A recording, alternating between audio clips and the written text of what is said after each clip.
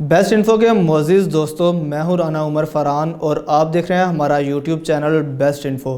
ناظرین، ہمیشہ کی طرح ہماری آج کی ویڈیو بھی آپ سب کو کافی زیادہ حیرت میں ڈالنے والی ہے، کیونکہ آج کی اس ویڈیو میں بات ہونے جا رہی ہے پاکستان کے شہر لاہور میں سن 1974 میں ہونے والی مسلم ممالک کی سب سے بڑی میٹنگ کی، جس کے بعد اس میٹنگ میں شامل ہونے والے تمام بڑے بڑے مسلم لیڈرز کو چن چن کر مار دیا گیا تھا۔ دراصل آج کی اس ویڈیو میں ہم یہی ڈسکس کریں گے کہ مسلم ممالک کے بیچ ہونے والی اس کانفرنس کا انعقاد کس نے کیا تھا، اس میٹنگ کے پیچھے کیا خاص مقصد تھا، اور آخر میں اس میٹنگ میں شامل ہونے والے مسلم دنیا کے اتنے بڑے لیڈرز کو کیسے مارا گیا تھا، جبکہ انہیں بے دردی سے مارنے کے پیچھے ہاتھ کس کا تھا اور انہیں مارنے کی وجہ کیا تھی۔ مگر ویڈیو کو مزید آگے بڑھانے سے پہلے آپ سے اتنی سی گزارش ہے کہ مکمل حقائق کو سمجھنے کے لیے ویڈیو کو شروع سے لے کر آخر تک ضرور دیکھا کریں۔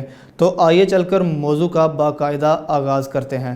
دوستو، ویسے تو اب تک تاریخ میں بے شمار مسلم لیڈرز کی آپس میں کئی چھوٹی بڑی میٹنگز ہوتی آئی ہیں، لیکن جو میٹنگ 1974 میں ہوئی تھی، اس کے بارے میں جان کر آج بھی دنیا بھر کے تمام مسلم لیڈرز اندر ہی اندر کانپ جاتے ہیں۔ دراصل یہ 22 فروری سن 1974 کا دن تھا جب OIC یعنی کہ آرگنائزیشن آف اسلامک کارپوریشن کی جانب سے پاکستان کے شہر لاہور میں دنیا کے کئی بڑے بڑے مسلم ممالک کے بیچ ایک بہت بڑا سربراہی اجلاس ہوا تھا، اور اس اجلاس کا انعقاد کرنے والے ذوالفقار علی بھٹو تھے، جو کہ اس وقت پاکستان کے پریزیڈنٹ بھی کہلائے جاتے تھے۔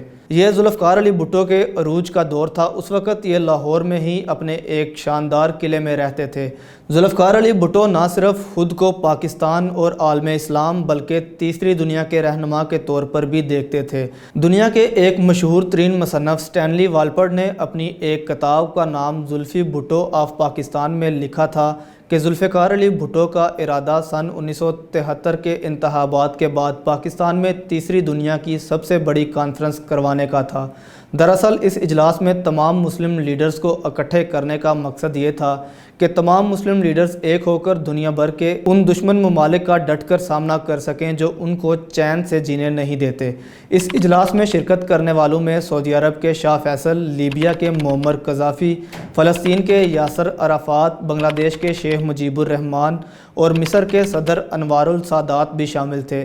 ان کے آنے سے پورے لاہور میں جشن کا سماں تھا، کیونکہ عالمی سیاست کے کافی بڑے بڑے نام پہلی بار ایک ساتھ مل بیٹھ کر بات چیت کرنے والے تھے، لیکن ان میں سے کوئی بھی نہیں جانتا تھا کہ آنے والے چند سالوں میں اس سربراہی اجلاس کی شمولیت اختیار کرنے سے ان کا مستقبل کتنا خوفناک ثابت ہوگا۔ یہ نہیں جانتے تھے کہ اگلے کچھ ہی سالوں میں دنیا بھر کے اخبارات اور ٹی وی چینلز پر ان کے بے دردی سے قتل ہونے کی خبریں کس طرح نشر کی جائیں گی۔ تو ناظرین، سب سے پہلے بے دردی سے قتل ہونے والوں میں سعودی عربیہ کے بادشاہ شاہ فیصل تھے۔ شاہ فیصل نہ صرف OIC کے بانی تھے بلکہ یہ بہت تیزی سے اپنے ملک میں سماجی جدت بھی لانا چاہتے تھے۔ انہوں نے 1973 کی عرب اور اسرائیل میں ہونے والی جنگ کے دوران تیل کی پیداوار روک کر مغربی دنیا کو یہ پیغام بھی دیا تھا کہ بے شک آل سعود انگریزوں کی مدد سے اقتدار میں آیا ہو، لیکن یہ عام طور پر آزادانہ فیصلے لینے کا اہل بھی ہے۔ OIC کی سربراہی کانفرنس کے ٹھیک ایک سال بعد 25 مارچ 1975 کو شاہ فیصل کویت سے ایک شخص سے ملاقات کر رہے تھے۔ ان کے ساتھ ان کے سوتیلے بھائی مسعود بن عبدالعزیز کا بیٹا فیصل بن مسعود بھی شامل تھا، جو باقی کویتی لوگوں کے ساتھ سیدھا شاہ فیصل کے محل میں جا پہنچا۔ شاہ فیصل نے اسے دیکھتے ہی پہچان لیا اور اپنا ماتھا اس کے آگے کیا تاکہ وہ اسے چوم سکے، لیکن اس نے ماتھا چومنے کی بجائے جیب سے ایک پستول نکالا اور گولی چلا دی۔ ایک گولی شاہ فیصل کی ٹھوڑی پر لگی اور دوسری ایک کان کو چھوتے ہوئے گزر گئی۔ شاہ فیصل کو فوری طور پر ہسپتال تو پہنچایا گیا، مگر وہ زیادہ دیر تک زندہ نہ رہ سکے اور راستے میں ہی دم توڑ گئے۔ اس کے بعد فیصل بن مسعود نے اپنے آپ کو پولیس کے حوالے کر دیا، جس کے بعد 18 جون سن 1975 کو سزا میں اس کا سر قلم کر دیا گیا۔ شاہ فیصل کے قتل کے ٹھیک 5 ماہ بعد بنگلہ دیش کے بانی مجیب الرحمان کا بھی قتل کر دیا گیا۔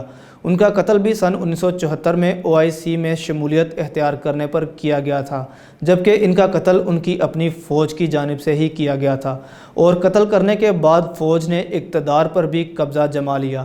15 अगस्त सन 1975 को बांग्लादेश में जनरल ज़ियाउर रहमान की तरफ से मार्शल लॉ लगाया गया और इसी की जानिब से मुल्क की आज़ादी का ऐलान भी किया गया था।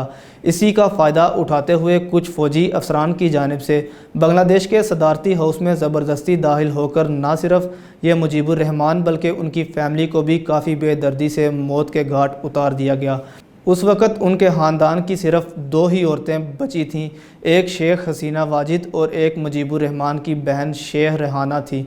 ये दोनों उनके कत्ल के वक़्त जर्मनी में मौजूद थी, जिस वजह से ये बच गईं। यह साजिश फ़ौजी अफसरान और अवामी लीग में मुजीबुर रहमान के पर्सनल साथियों ने मिलकर रचाई।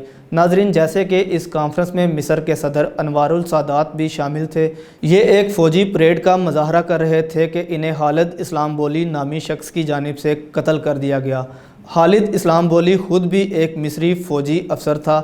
इसने मौके का फ़ायदा उठाया और उन्हें इस दुनिया से रुखसत कर दिया। इसके अलावा फ़लस्तीन के यासर अराफ़ात भी सन 1974 की सरबराही कॉन्फ्रेंस में शरीक हुए थे, इसलिए इन्हें भी इस दुनिया से जाना पड़ा। इन्हें 2004 में इसराइल की इंटेलिजेंस एजेंसी की जानिब से जहर दिया गया था, जिसकी वजह से ये भी मौत की वादी में चले गए। बिल्कुल इसी तरह लीबिया के सदर और कर्नल का ओहदा रखने वाले मुअम्मर कज़ाफ़ी भी लाहौर में होने वाली कॉन्फ्रेंस का हिस्सा बने थे। 20 अक्टूबर 2011 को मुअम्मर कज़ाफ़ी नेटो की बमबारी से बचने के लिए मुअम्मर कज़ाफ़ी एक पाइप में छुपे हुए थे। इस बमबारी से इनके सर पर काफ़ी चोटें आई हुई थीं, लेकिन नेटो के काफ़िले ने इन्हें ढूंढ निकाला और अज़ियतनाक तरीके से कत्ल कर दिया और इनकी लाश को सड़कों पर भी घसीटा गया। चूँकि इस कॉन्फ्रेंस को यकीनी बनाने के लिए जुल्फ़िकार अली भुट्टो का किरदार भी बहुत अहम था, इसलिए क्योंकि इस सरबराही कॉन्फ्रेंस को कामयाब बनाने के लिए उन्होंने अपने सफारती काबिलियत के ऐसे जौहर दिखाए कि पहली बार इस्लामी दुनिया के तमाम बड़े बड़े लीडरान एक ही प्लेटफार्म पर इकट्ठे हुए थे। इसमें कोई शक नहीं कि यह भुट्टो के इक़्तिदार का एक ऐसा कारनामा था जिसने पूरे पाकिस्तान को पूरी दुनिया के सामने एक आम मरकज़ बना दिया था। यही सरबराही इजलास था जिसने पाकिस्तान की आलमी तन्हाई को भी ख़त्म कर दिया था। इसलिए ये चाहते थे कि इस कॉन्फ्रेंस के बाद पाकिस्तान तीसरी दुनिया का अहम रहनुमा बनकर उभरे, लेकिन कुदरत को कुछ और ही मंजूर था। 1977 के इंतखाबात के बाद भुट्टो की सियासी जमात पाकिस्तान पीपल पार्टी ने काफ़ी उम्दा कामयाबी हासिल की, लेकिन इनकी मुखालिफ सियासी पार्टियों ने दावा किया कि भुट्टो ने इंतखाबात में धांधली से जीत हासिल की है, जिस वजह से 5 जुलाई सन 1977 को जनरल ज़ियाउल हक ने इनके इक़्तिदार का तख्ता ही उलट दिया। इन पर मोहम्मद अली मुसव्वर के कत्ल का मुकदमा भी चलाया गया, जिसकी वजह से अदालत की जानिब से इन्हें सज़ाए मौत सुना दी गई और फिर 4 अप्रैल सन 1979 को जुल्फ़िकार अली भुट्टो को फांसी दे दी गई। जबकि फांसी के कई बरसों बाद सज़ाए मौत सुनाने वाले जज को ख्याल आया कि इन्हें फांसी के अलावा कोई और भी सख्त सज़ा दी जा सकती थी।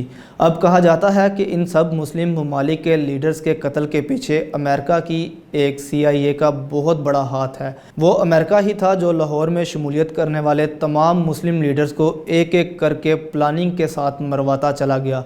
CIA जिन लोगों के हाथों उन्हें कत्ल करवाती थी, उनका पहले ब्रेन वॉश किया जाता था ताकि वो अपने मकसद में पूरी तरह से कामयाब हो सकें।